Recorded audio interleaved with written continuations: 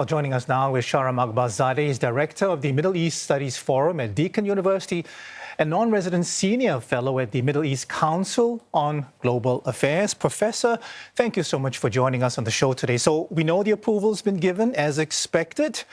So what happens next? I mean, in my head, I imagine groups of people, parties waiting around anxiously for the green light. It's now been given. So what events have been kicked off in motion now that the approval has come in? Thanks for having me. Well, I think everyone is watching the situation with anticipation. Now that both Hamas and Israel has agreed to the ceasefire arrangement, the very first thing that needs to happen is for Hamas to release hostages and bodies of the dead hostages. So that is there's a agreement, that there's a commitment that this will happen, and then following that, Israel is supposed to withdraw its troops to a line that President Trump has drawn on the map. That line is still within Gaza, so the risk is that there would be logistical issues with Hamas finding the bodies of dead hostages to be released to Israel. For Israel Israel has to release Palestinian prisoners and those taken captive from Gaza. So Israel could drag its feet in releasing those. So there are quite a few moving parts in this arrangement, and the risk of failure is very high. Professor, a couple of things have come to my attention as well. One is the approval of Israel's prisoner name list. My understanding is that it can be challenged at the Supreme Court. And the other is, of course, the right-wing minister, Itamar Ben-Gvir, threatening to vote to bring down the government if Hamas is not dismantled. Are you expecting either judicial or coalition-related to be serious obstacles to the whole process?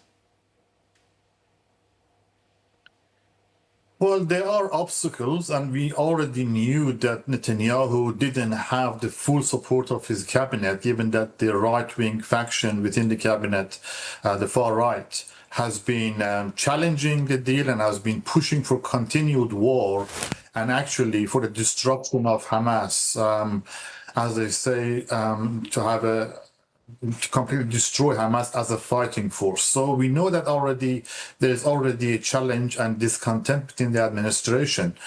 But given that public opinion in Israel is very much in favor of the release of hostages, we see daily rallies in Israel for release of hostages. And I think the push that President Trump has generated, the force that he has put behind this deal and the release of hostages, gives me some level of hope that Netanyahu can push through and not be obstructed with finalizing the deal. But the problem is that once this ceasefire progresses on its natural course and Israel has to withdraw its troops, they will create opportunities within Gaza for creates a no man's land, so to speak, because we still don't know who is going to be in charge. We still don't know who or what authority is going to take over Gaza. And we also know that the Palestinian Authority and Palestinians in general are excluded from this future plan for Gaza. So those are big challenges. Indeed, Doctor. I mean, let's just say Israel does get back all the hostages. What sort of incentive would it have to end the war completely?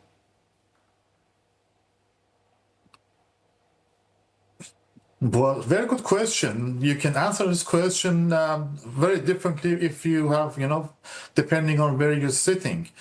The incentive to end the war is that it is good for Israel to not be involved in another conflict.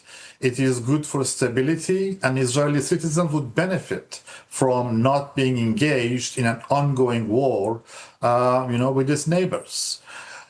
But if you pursue a far-right agenda, the whole of Gaza belongs to Israel, and it needs to be annexed, and it needs to be cleansed of Palestinians, so that Israeli settlements can be established in Gaza, and of course West Bank. So it depends on your political point of view. Okay, and there are reports, Doctor, that the U.S. is deploying around 200 troops as part of the joint Gaza Stability Task Force, but with no Americans actually inside Gaza itself. So how significant is this move? And is this mainly symbolic, or could it evolve into a real security presence?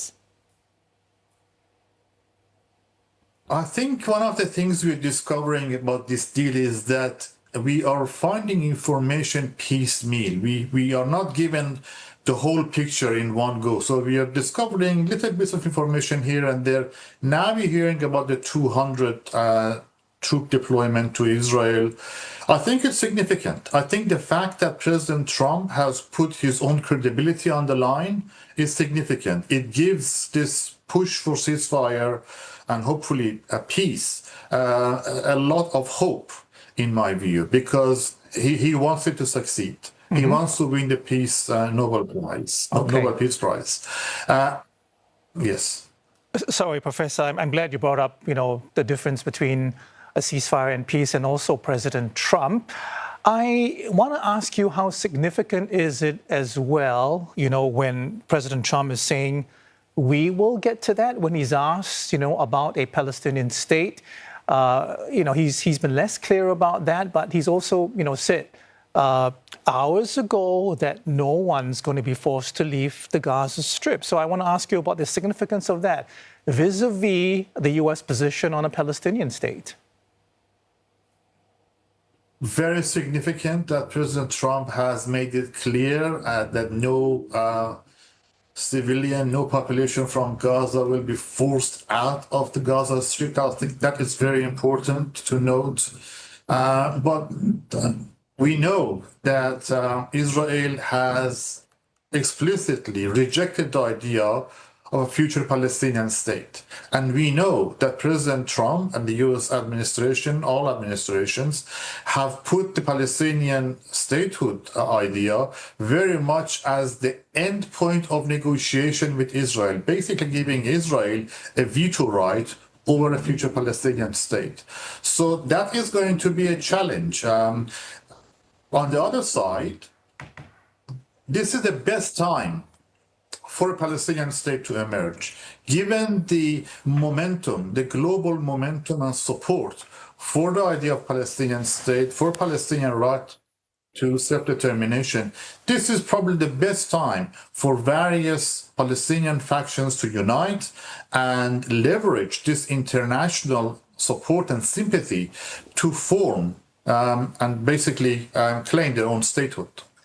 Okay, Professor, we'll continue to watch this story. Thank you so much for your insight this morning. Sham Akbarzadeh, Director of the Middle East Studies Forum at Deakin University.